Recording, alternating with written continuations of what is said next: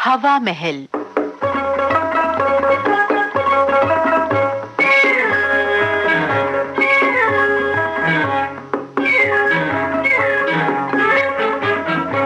हवा महल कार्यक्रम में आइए आज सुनते हैं S.K. जैन की लिखी नाटिका एक बूंद इधर या उधर।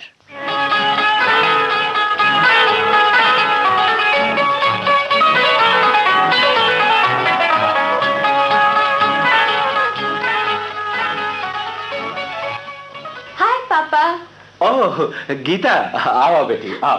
पापा, व्हाट आर यू डूइंग? मत पढ़िए, जब देखो तब सारा दिन अखबार ही पढ़ते रहते हैं। ओहो, क्या करती हो बेटी? पढ़ने दो ना। नहीं, एकदम नहीं। पर क्यों? देख तो, कितनी मजेदार खबर है। अमेरिका में। मैं अमेरिका की बात नहीं कर रही।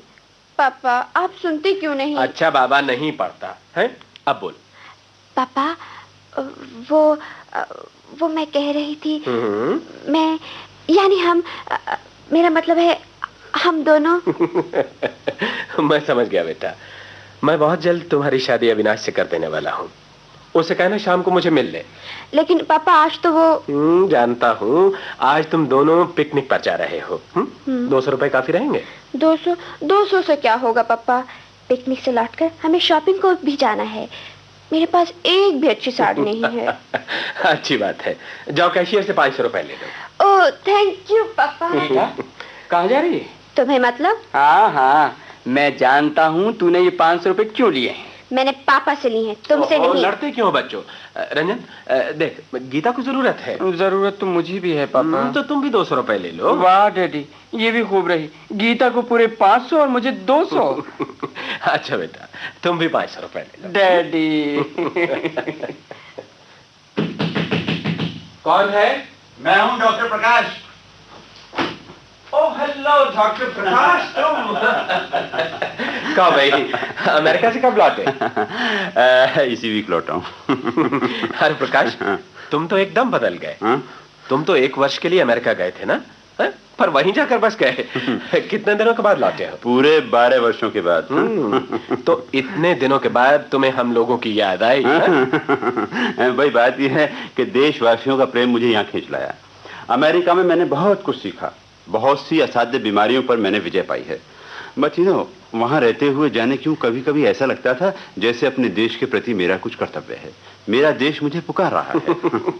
अरे जा, बहुत बड़ा डॉक्टर बना फिरता है।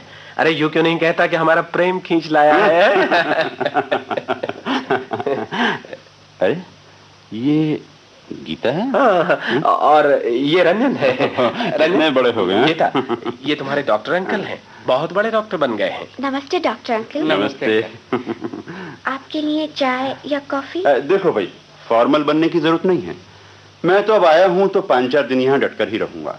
अरे हाँ गोपाल, मैं तो बताना ही भूल गया, यहीं के हॉस्पिटल में मेरी अपॉइंटमेंट हो गई। ओह कॉन्ग्रेचुलेशंस, वेरी लकी।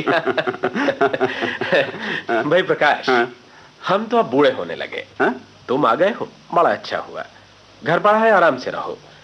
अब हमारी बीमारियां सब तुम्हारे ऊपर। What? गोपाल भैया, बुढ़ापा कहाँ है अभी? हैं? मैं दावे से कहता हूँ तुम कभी बीमार नहीं पड़ोगे। अंकल चाय। अरे वाह गीता बेटी, very smart. Thank you uncle. ओह 11 बज गए। पापा मैं जा रही हूँ, मुझे देर हो रही है। I am already late. जाना तो मुझे भी है। अच्छा daddy, doctor uncle bye. Bye bye. Okay uncle, शाम को मिलेंगे। टाटा। टाटा।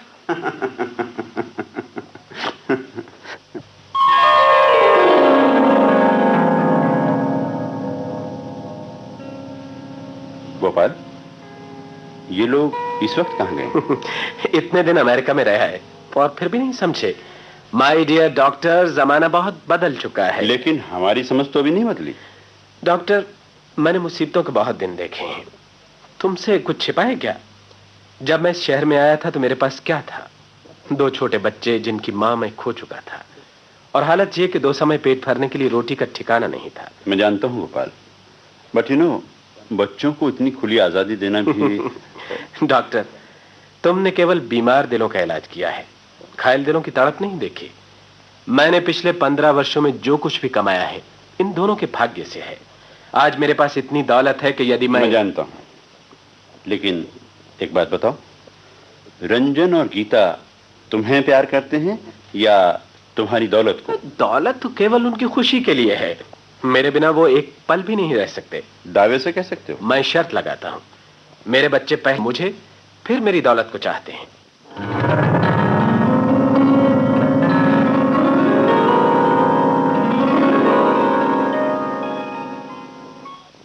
हेलो गीता, आज इतनी देर कहाँ लगा दी? ओह अविनाश, क्या बताऊं, बस फंस गई थी। मैं तो समझी थी तुम मेरा इंतजार करके चले गए होगे। ये बंधन इतना ढीला नहीं है मेरी रानी। पर बताओ तो। सबसे बड़ी रुकावट तो ये रंजन है, ऐसे घूरता है जैसे मुझे खा जाएगा। तुम्हारा भाई है ना, इसीलिए। अपने को पता नहीं क्या समझता है, जैसे मैं तो जानती ही नहीं। चित्रा के पीछे पागल हुआ घूमता है। सुना है उसे हीरे का हार बनवा कर दिया है। और तुम क्यों चिढ़ती हो? ये बाहों का हार गले में पड़ जाने दो, अपनी रानी के कदमों में जमाने की दौलत समेट के रख दूंगा। छोड़ो ये शायरी की बातें। हाँ, आज पापा ने शाम को तुम्हें बुलाया है। मुझे? वो किस खुशी में? तुम बस समझ जाओ। अच्छा, मैं शाम को 5 बजे तुम्हारा इंतजार करूंगी। ओके।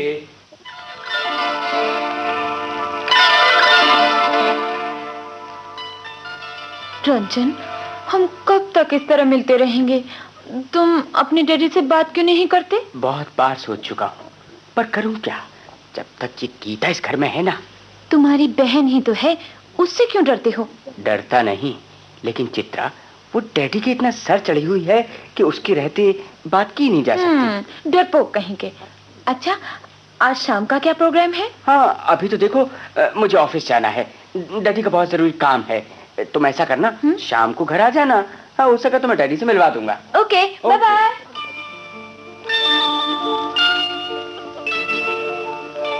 पापा, पापा। चुप गीता, गजब हो गया। मुझे क्या पता था कि मेरे आते ही ऐसे हो जाएगा। क्या हुआ डॉक्टर अंकल? गोपाल को बड़ा सीरियस अटैक हुआ है। कैसा अटैक? क्या हुआ अंकल मेरे पापा को? कहाँ है पापा? उस सामने वाले कमरे में, एकदम बेहोश है। लेकिन ये हुआ कैसे? मेरी भी समझ में नहीं आया। बस जैसे तुम लोग गए, वो एकदम चक्कर खा के गिर पड़े। ओहो। मैं तब से उन्हें कई इंजेक्शन दे चुका हूँ। Hello uncle. लो, रंजन भी आ गया। रंजन, पापा को पता नहीं क्या हो गया, बेहोश पड़े हैं। क्या हुआ डैडी को अंकल? घबराने कोई बात नहीं है, तुम दोनों की सेवा से बहुत जल्दी ठीक हो जाएंगे। बात यह है कि ऐसे केसेस में पहले अमेरिका में भी देख चुका हूँ, ठीक इसी तरह के। अच्छा भला आदमी बैठे बैठे बेहोश हो जाता है। तो अंकल, डैडी ठीक कब होंगे? कुछ कहा नहीं जा सकता। इस बीमारी का इलाज अभी नहीं निकला है। हाँ, ऐसी व्यवस्था अवश्य हो गई है कि ऐसे मरीजों को जब तक इलाज ना निकल आए जिंदा रखा जा सकता है। पर वो कैसे? इस रोग की कुछ दवाई मैं यहाँ अपने साथ लाया हूँ, और बाकी अमेरिका से मंगवानी पड़ेगी। घबराओ नहीं, कोई खास खर्च नहीं होगा। यही 1000 रुपया रोज। जी 1000? लेकिन कब तक? कुछ कहा नहीं जा सकता, 4-6 महीने या उससे भी ज्यादा। ये मैं पूरे विश्वास के साथ कह सकता हूँ कि दवाई अगर उन्हें ठीक ठीक और ठीक समय पर दी जाए तो एक ना एक दिन वो अच्छे वच्छे हो जाएंगे। और ये काम तुम दोनों को करना होगा। मैं आपका मतलब नहीं समझी डॉक्टर अंकल। देखो, अगर तुम्हें गोपाल को बचाना है तो ये है दवाई। हर 4 घंटे के बाद पूरी 7 बूंदें इन्हें देनी है। तो इसमें क्या कठिनाई है? एक नस रख लेते हैं वो। नहीं बेटा, नस से काम नहीं चलेगा। ये तो तुम्ही को करना होगा। एक बूंद भी कम या अधिक हुई या समय में 1 मिनट का भी अंतर पड़ा तो यूं समझो गोपाल भैया नहीं बचेंगे। हाँ, ये तो बड़ी प्रॉब्लम है। घबराओ नहीं, तुम्हारे साथ साथ 4 घंटे शाम की ड्यूटी मैं दूंगा। और रहा दवाई मंगवाने के लिए तो सेफ में से 25,000 रुपए निकाल देना। 25,000?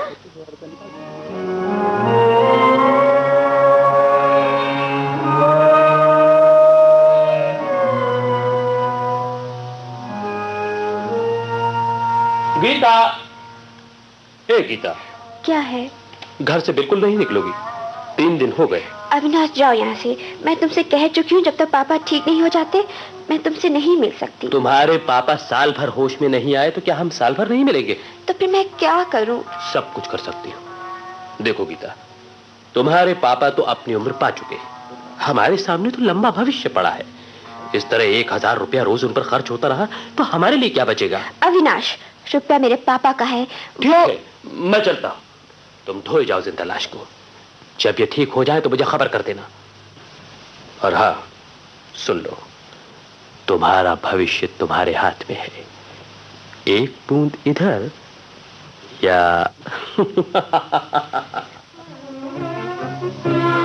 तुम्हारा भविष्य तुम्हारे हाथ में है। एक बूंद इधर या अविनाश ठीक कहता है, एक बूंद इधर या उधर।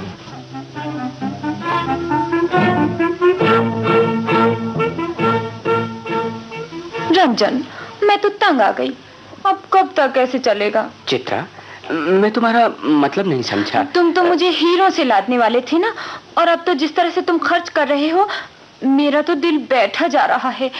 मान लो तुम्हारे डैडी की बेहोशी 2 वर्षों तक नहीं टूटी, तो फिर 1000 रुपए रोज के हिसाब से खर्च होने पर हमारे लिए क्या बचेगा? हाँ, यही चिंता तो मुझे खाई जा रही है चित्रा, पर मेरी समझ में नहीं आता क्या करूं। इलाज तो तुम्हारे हाथ में है रंजन। मैं पूछती हूँ, बेहोश पड़ा आदमी मुर्दा रहा है या जिंदा, कुछ फर्क पड़ता है? और क्या जरूरी है कि इस बीमारी की दवाई निकल ही आए? एक बूंद का ही तो अंतर पड़ता है, किसी को क्या पता चलेगा? एक बूंद का ही तो अंतर पड़ता है, किसी को क्या पता चलेगा? ओह, ये तो जीवन का प्रश्न बन गया। कुछ ना कुछ तो करना ही पड़ेगा। एक बूंद कम या अधिक।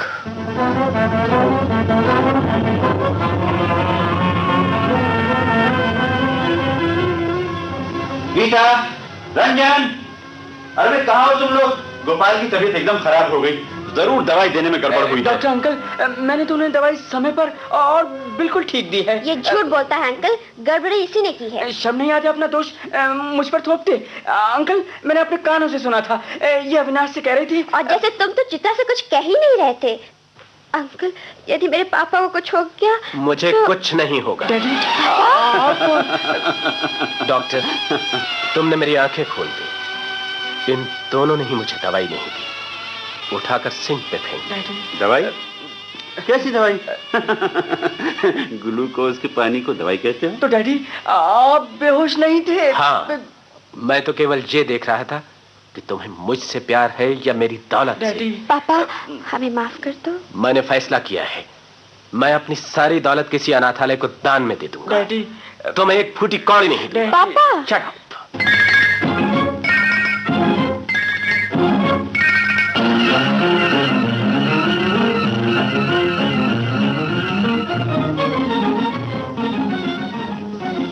एक बूंद इधर या उधर, एस के जैन की लिखी ये नाटिका अभी आपने सुनी।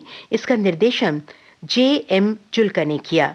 दिल्ली केंद्र की इस प्रस्तुति के साथ ही आज का हवा महल कार्यक्रम अब समाप्त होता है।